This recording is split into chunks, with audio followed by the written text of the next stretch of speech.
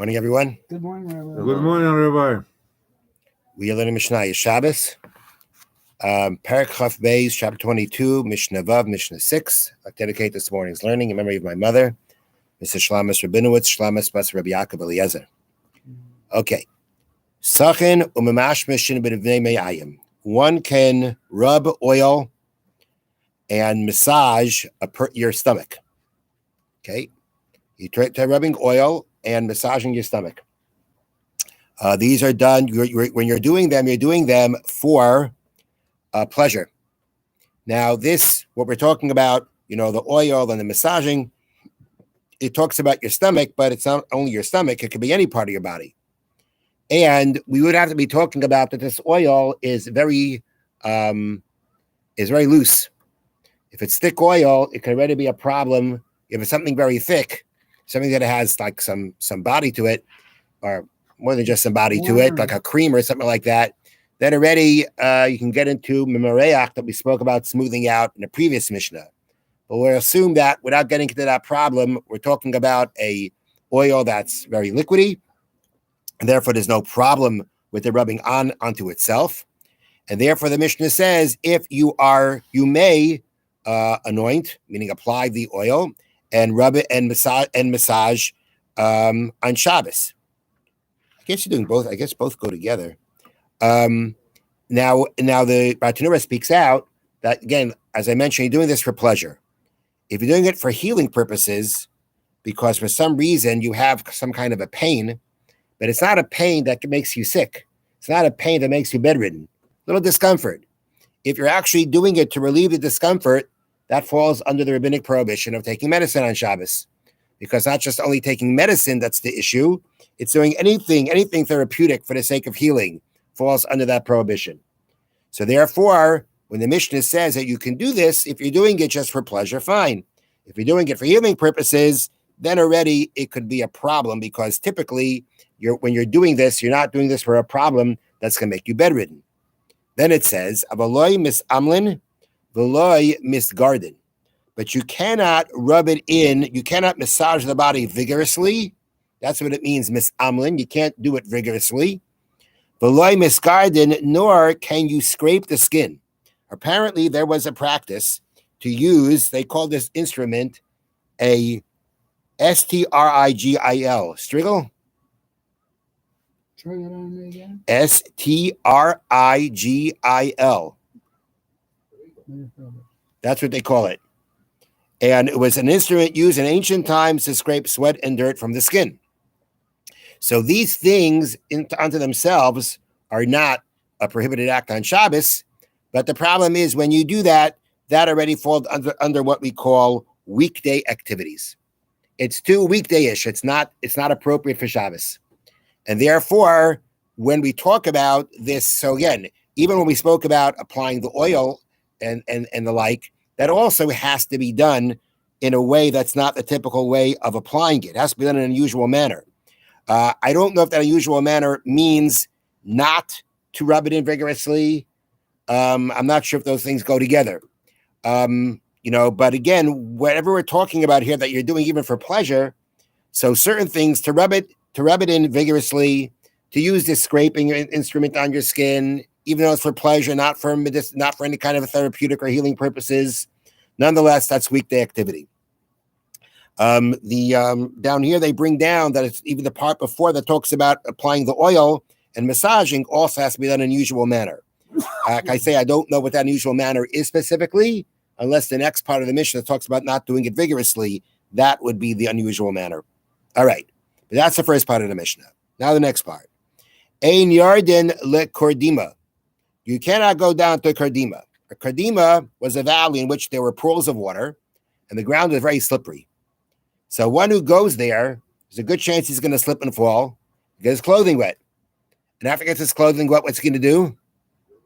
Wring it out, squeeze it out, and that you can't do on Shabbos. And therefore the Chachamim said, no going down to this place, or anything similar to this. V'ein oisin a piktivizin. And you cannot make what is called a piktivizin, which they translate as an emetic, something that makes you vomit. Yeah. Okay. And the reason you can't take this drink that makes you, vomit is because it resembles healing. You may not be doing it for healing purposes, but it resembles healing. Now, the Bartanura points out like this. This restriction of not being able to do is specifically when you are going to induce vomiting through a liquid. That appears like healing. But let's say you stick your finger down your throat to make you throw up, that you may do. And if the reason why you want to throw up, you want to vomit, is because your stomach is in great pain, and therefore that's making you making you sick, that's making you someone that either be bedridden or can't function regularly, then you can take this liquid aminic also. Okay. One cannot straighten out the bones or spinal vertebrae of an infant. Sometimes the bones or spinal vertebrae of an infant are a bit misaligned. One may not realign them on Shabbos. Why?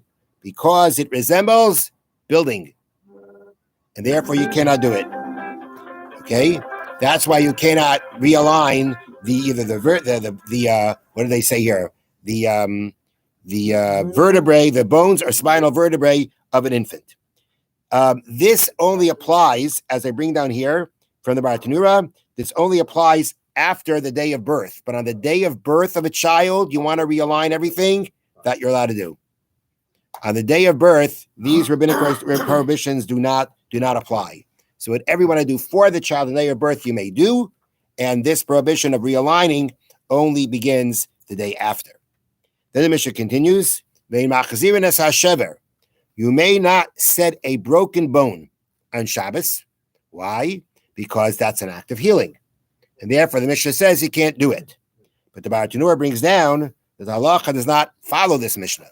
The halacha is that one is permitted to set a broken bone on Shabbos, because if it's not done immediately, the entire limb could be endangered. Therefore, what we just read in the Mishnah is not the halacha. Then, Mishna nifraka yadeh v'raglei, someone whose hand or foot became dislocated.